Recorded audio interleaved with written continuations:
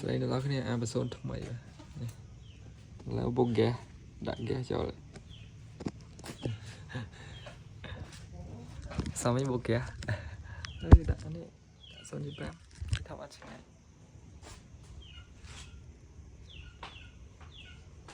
này bắt lang này xem lên tài này lang tại cái này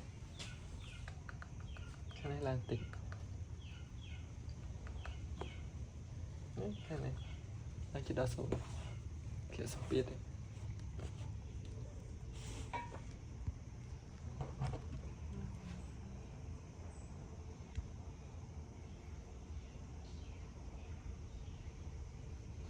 cái này lang cái này để cái này nâng một chân mùa là cơ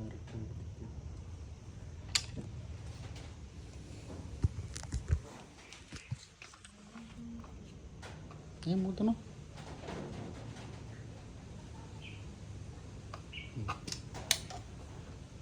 lang đa số bài cả hòm đấy bài sẽ đẹp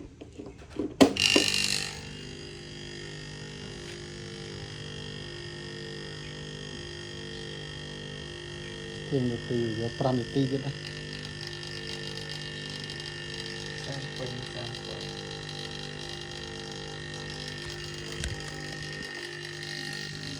có thể nó từ đặt xuống với một hay mình nó bỏ đọc mình nó để nó đã dùng pram tí chứ đấy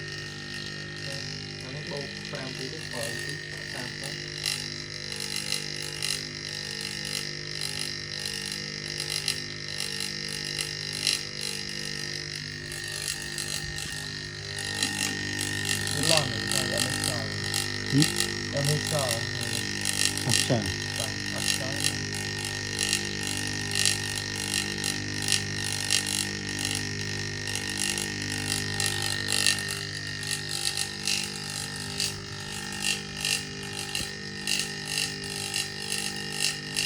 nanti ya berapa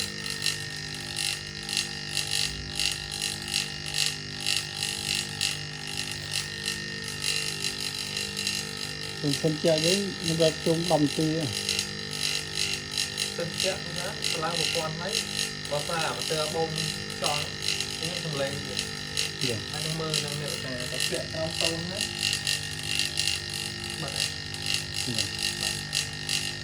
tự cho cái trong tôn nó còn số này nè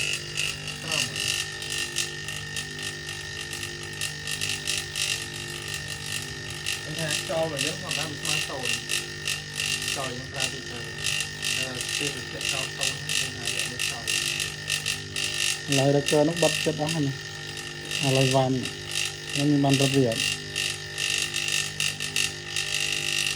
bán rất từ sâu cái hai bọ nó đấy người ta Việt Nam này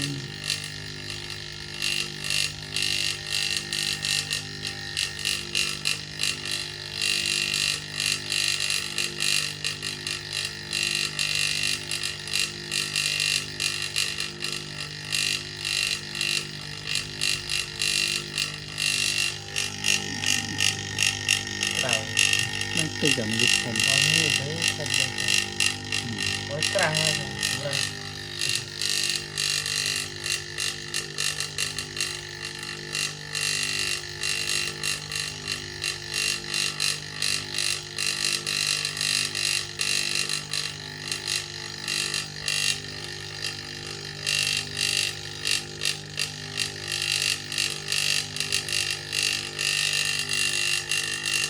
Your fan man. Happy to do. Thank you.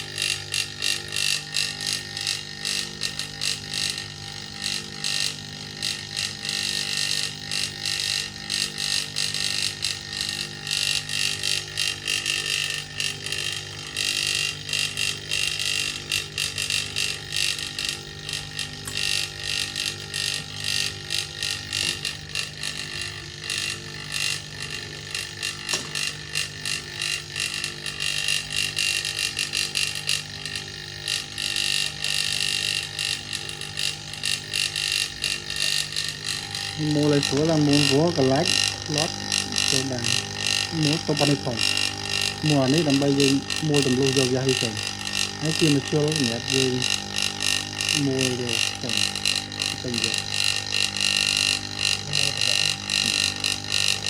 muốn bắt anh hết bài như thế nào muốn bắt tầm bật làm bài nó bật lại trong bao nhiêu tích lang mà tôi do muối vậy rồi sao muối này mà này cái này không này mà cái giờ muối vậy muối chấm lon thì sâu tôi mùi បា bắt tầm tích ba này cầm ao tầm ao cục nó bây giờ làm nái cái ban đầu đòn mùi thì phải trâu tích còn nhưng ba tôi là sâu muối tích mà này sâu tích trâu mình tích món không mà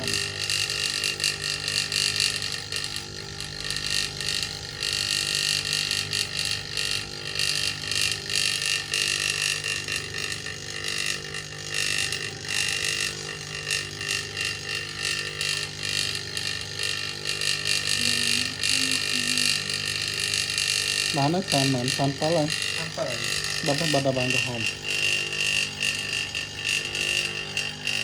bật nói nè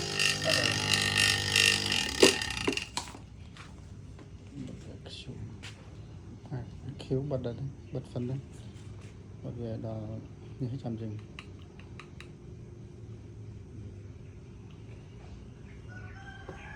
làm bị sinh năm vậy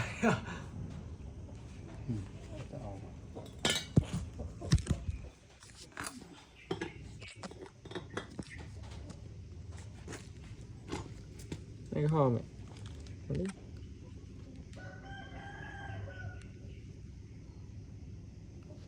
sempit bia ini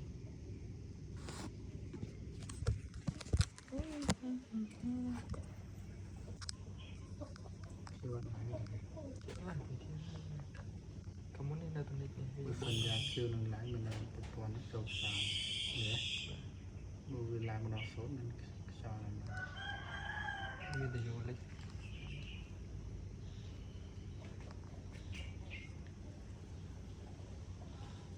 cái hòm này gọi là cái view đó chung thì bơi thì chung là sao lên rất nhiều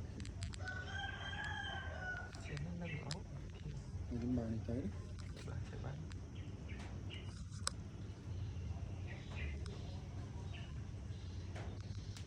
cái tâm nó thì sẽ cái bông nó mô tả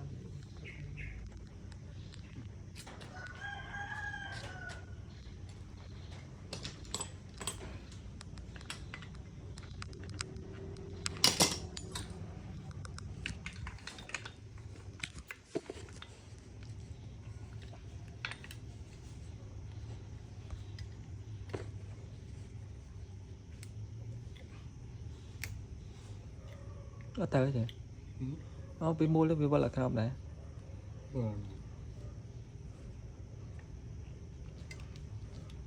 chơi ở đó vậy chơi ở đó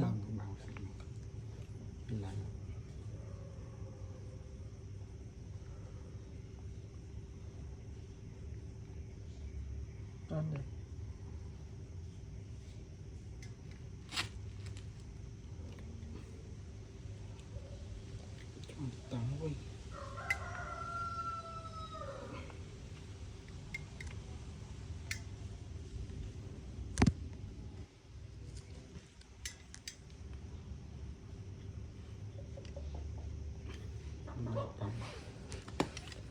đây hết tới rồi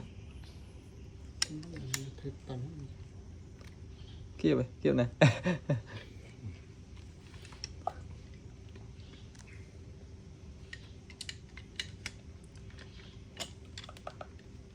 còn những cái rôn tiết này ấy sao thầy gì sao hay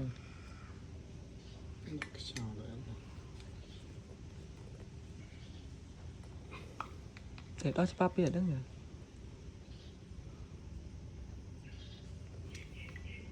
sau thì tỉnh tới à đấy lúc này thâu thế anh đi mua lại bật với bạn này.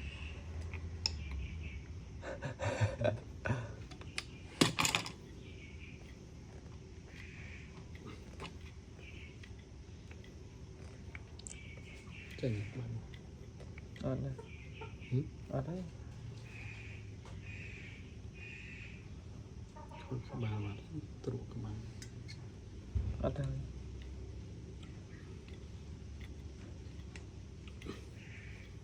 Cái khen đi làm đo số này.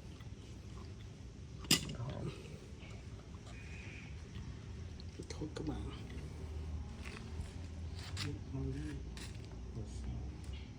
Vô từ kịp ở đây về đây. Đọ trên vô từ kịp đây về.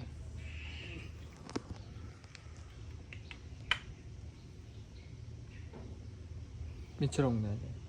Nè, cặp. Rồi bây giờ cô nó lệch tới cho vợ. Bật mình chật. Thế là bật piano nó với mình chật ra.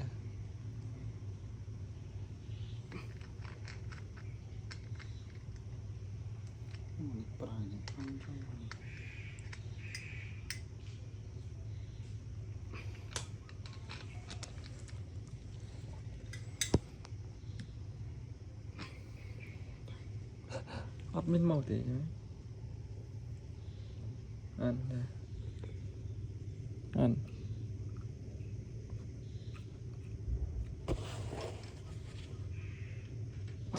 Chơi đại khâu lông lên.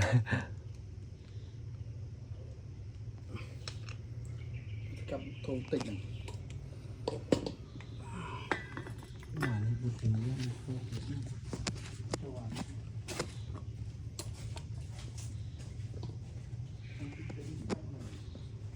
Nè bông mày rồi. Yeah, bông mày rồi.